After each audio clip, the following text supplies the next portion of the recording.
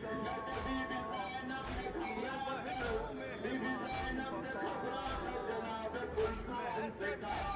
اے بہن کلثوم یہ مسجد پہ رونے کی کیسی آواز ہے اے بہن ذرا پتا کرو یہ کیسی آواز آ رہی ہے کہ کبھی کچھ دیر گزری تھی کہ چلی مسلح عبادت سے گر چکے تھے کل پیشانی پر رومال کو باندھا گیا تھا اسے کبھی نہ سوچا ہی نہ کریے گا آج اپنے مولا کو ہم مقصد کر رہے ہیں کہ عجیب مقصد کے جملے ہیں کہ دیکھو مولا کو کلیم میں لے گھر کی طرف روانہ ہوئے